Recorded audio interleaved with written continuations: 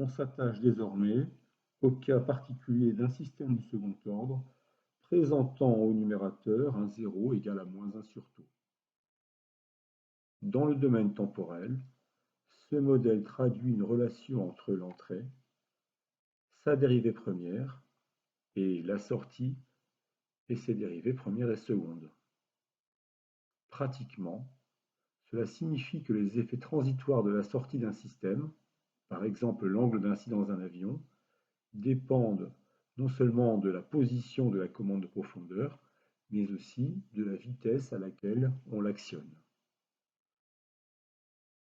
On peut reformuler ce problème comme la somme de la réponse d'un système du second ordre, tels que ceux qui ont été précédemment étudiés, et la dérivée de la réponse de ce même système pondérée par la constante de temps τ. Ainsi, dans le domaine temporel, la réponse du système avec 0 est notée S0 de t, elle est égale à S de t, la réponse d'un système du second ordre, plus τ fois S' de t.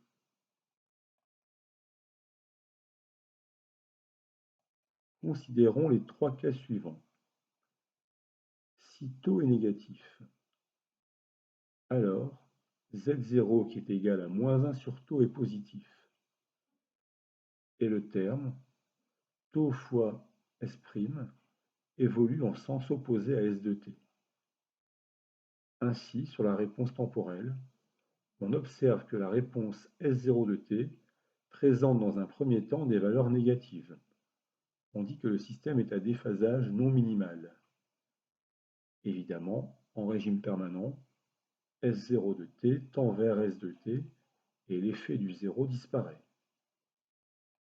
Dans le deuxième cas, si τ est positif et suffisamment grand, de sorte que le 0 qui vaut -1 sur τ soit dans la partie gauche du plan complexe, mais à droite des pôles. Dans ce cas, le terme τ fois S' de t peut être grand, tandis que S de t varie. On peut alors observer un dépassement qui peut être très important. Sur le second chronogramme, ce dépassement atteint environ 600%. On voit bien que la valeur maximale est de l'ordre de 6, alors que la valeur du signal en régime permanent vaut environ 1. Alors qu'un dépassement n'excède jamais 100% pour les systèmes du second ordre lorsque le facteur d'amortissement est nul. Le dernier cas correspond à τ positif, mais petit, de sorte que les pôles soient à droite du 0. Comme τ est petit, l'effet de τ sur la réponse, au travers du terme τ fois S' de t, est négligeable, et la réponse S0 de t est proche de celle de S de t, et on retrouve, dans ce cas de figure, la situation d'un système du second ordre tel que étudié dans la section précédente.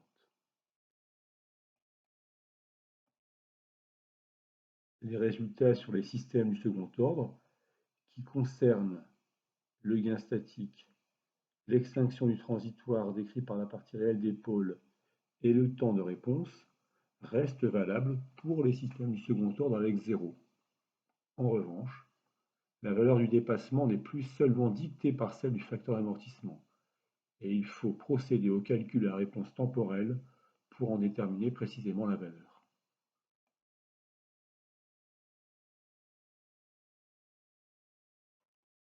On s'intéresse maintenant au système linéaire invariant continu d'ordre supérieur à 2. On suppose un système de fonctions de transfert h de p, dont le dénominateur est de degré supérieur à 2.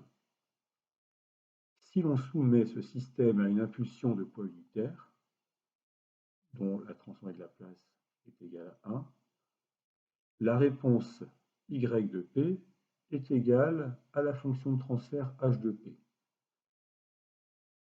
Et par suite, la sortie temporelle y de t est égale à h de t, ce qui permet au passage de dire que la fonction de transfert d'un système n'est autre que sa réponse impulsionnelle unitaire.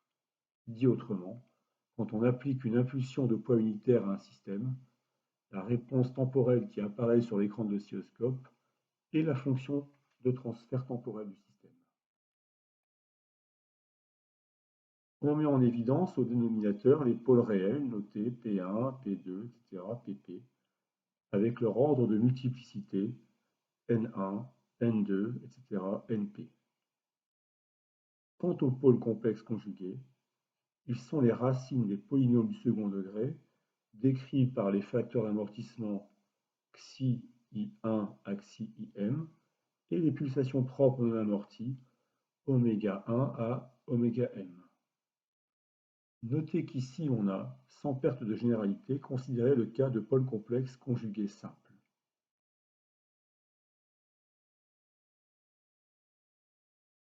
On opère ensuite à une décomposition en éléments simples de cette fonction de transfert qui met en évidence des fonctions de transfert du premier ordre associées au pôle réel et des fonctions de transfert élémentaires du second ordre. Les tables de transformées que vous trouverez dans le livre de cours page 162 permettent d'exprimer les originaux temporels de ces réponses élémentaires pour ces systèmes d'ordre 1 et d'ordre 2. Pour les systèmes du premier ordre, les transitoires sont en exponentielle pi fois t. Pour les sous-systèmes du second ordre, les transitoires sont en exponentielle de la partie réelle des pôles fois t fois une fonction harmonique, dont la pulsation est la partie imaginaire des pôles. La réponse totale est la somme de toutes ces réponses impulsionnelles. Et vous observez qu'elles convergent toutes vers 0, que tous les transitoires convergent vers 0, si et seulement si toutes les parties réelles des pôles sont strictement négatives. Ce résultat nous permet d'établir un résultat général pour la stabilité des systèmes linéaires invariants continus. Un système linéaire invariant continu est asymptotiquement stable si tous ses pôles ont leur partie réelle strictement négative. Il est juste stable si au plus un des pôles est nul, les autres ayant leur partie réelle négative. Il est instable dans le cas contraire. La vidéo illustre le mode spirale d'un avion. C'est un mode du premier ordre qui concerne l'axe de roulis et qui peut être instable.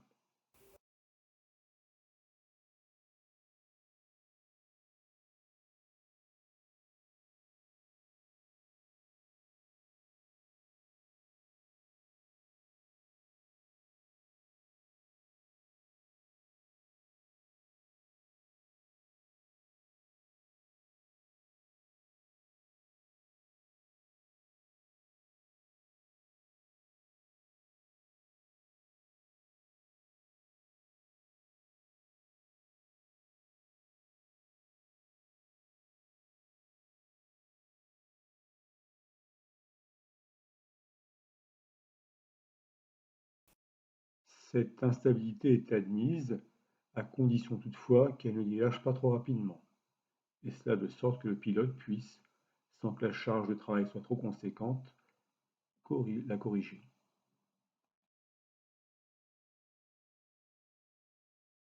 L'étude menée sur la slide 48 a montré que la réponse totale est la somme des réponses impulsionnelles des sous-systèmes du premier et du deuxième ordre.